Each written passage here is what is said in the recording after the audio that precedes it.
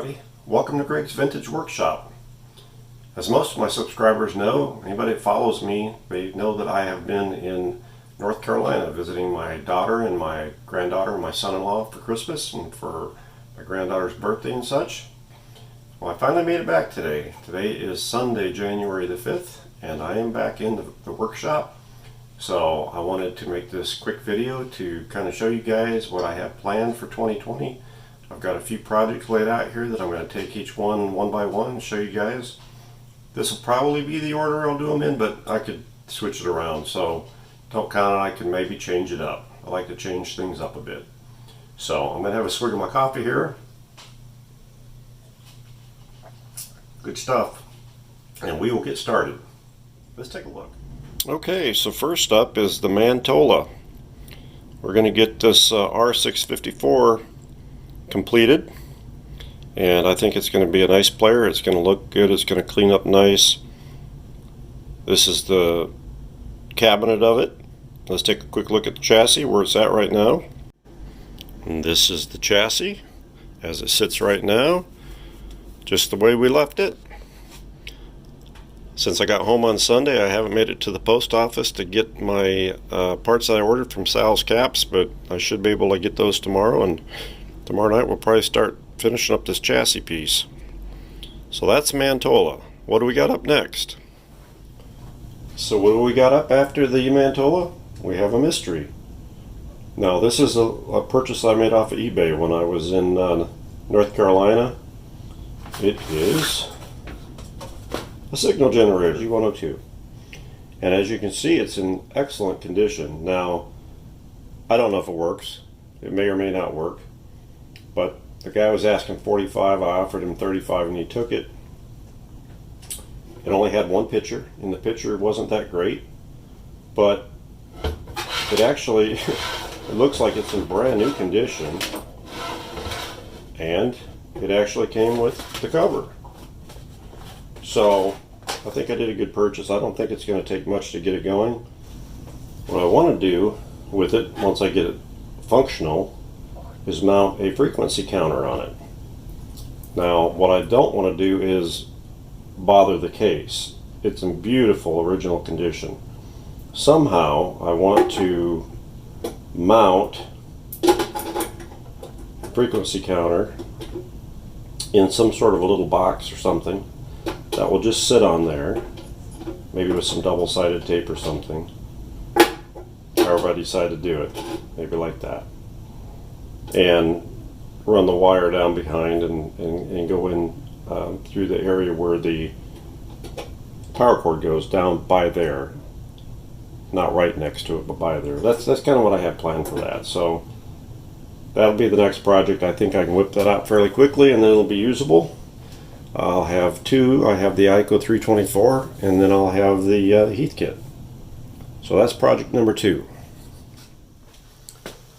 The next project I'm planning on working on is a small radio that I purchased from Bill, aka the Old Goat. This is not the radio. This is representative of the radio, but I should have that by the end of the month, and that will be the project after I finish the IG-102 signal generator. This should be a fairly easy project. Bill has it electrically in pretty good shape. It really is just cosmetic work that's going to get done to it, and we'll take another look at it just to make sure everything looks like it's good, but that'll be the next project. So what's the project after that? So this will be the next project. It's a little different for me. It's a transistor radio. This is actually a GE T2259D as in David. I picked up at a antique store in Greensboro, North Carolina for $12.75. Said it works. It's pretty rough. It's supposed to be like wood grain finish, which the sides look okay. Top looks terrible. All of the chrome work on it looks terrible. The glass, style glass looks terrible. All the lettering looks terrible. I bought a little sheet of wood. Let me get that. I'll show you that real quick. I'm not a fan of faux wood on plastic or metal. If you guys remember the Atwater Kent, I put some walnut veneer on that one. Well, this is what I bought for this. I bought this thin 1/8 inch piece of wood that I will cut to the right size, and I will stain it and I will glue it to the top and sides of the radio, and I think it'll turn out looking pretty decent when I get done. I've got plexiglass I can cut for the front. I've got some special chrome type Sharpie. It's not actually Sharpie brand, but it's something that I saw that they use over in Europe. I think it'll work really well for touching up all the lettering and the boundary chrome that's on there. So that's the next project after Bill's radio. Let's see what we have after that. So next after that, I've got this little Emerson. Not quite sure the model of it. I haven't looked at that closely yet. I picked this up at a antique place in Coal Valley, Illinois, about 2 months ago for, I think they were asking $19 for it. I gave them like 16 something. But I think it's going to clean up really nice. I think it'll work well. It's got issues. So they were asking 19. I paid less than that. The back is all broke out. Obviously, the cord's messed over. I'll have to build a new back for it. It is a tube radio. I have no idea what condition it's in, but we'll see what we can do with that. So that's a project. Cute little radio. I like that a lot. We'll see if we can get that going. So what's next after that, you ask? Okay, well, I'm glad you're asking. Let's see what's next after that. Next on the agenda is going to be this BK Precision 2830 digital multimeter. I picked this up on eBay, and it's kind of a funny story because that's not what I bought. That's what the seller sent me. I actually bought what's going to be shown to you next, but they sent me this by mistake, and when I contacted them, they said just keep it, we'll send you the other thing. So I said okay. So it came with a power cord. I plugged it in. It actually does come on. It needs to be recapped, so I'll be doing a recap. It actually is missing this jack right here. These are actually fused jack. Okay, so it's missing one. So the plan is I'm going to put a banana jack in this side. I've looked for those. I think they're unobtainium, unless somebody in one of my viewers knows where I can get one. Otherwise, I'm just going to put a regular banana jack in here and put a fuse inside.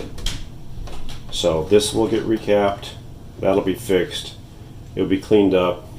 It actually is in pretty nice shape, and I think it's going to be a good addition to the workshop.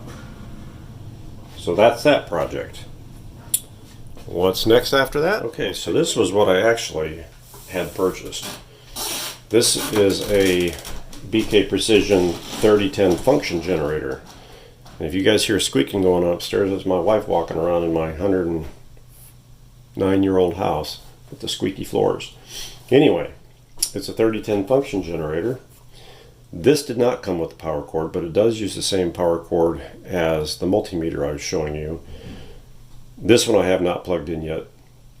I think what I'm probably going to do is convert this one to the standard prong plug that computers use today. I'll probably go ahead and do that with this, but I'll have to get that going. I'll recap it and hook it up to my scope and see if it puts out the way it's supposed to put out. If it does, it'll be another good addition to the shop. So that's that one. What's next, you ask? I'm glad you asked. Let me see what we have next. So this is what's next. This is a little AM transistor radio kit. Should be a very easy build, all complete. And they got me that for one of my Christmas gifts, so I will be building that this year. That should be a fun little project. What else? That not enough? Okay, well I've got a couple more things. Hold on. Do you remember the Philco 54C? I do. I have it in there, probably 1/3 of the way back together on the electronic side. This is the cabinet. It's going to require a lot of work. The electronic side is going to require a lot of work as well because somebody been into it. It was all messed over. I do have a second one that I can use some parts out of, as well as see how it technically should be, besides using the schematic. So this is one that I've been kind of hanging back on because I was getting frustrated with everything, the condition and such, and I'm going to get back on this. But for now, this one's going to wait a little bit. However, that's not all I got. Hold on. Somebody say challenging? How about this RCA 9K1?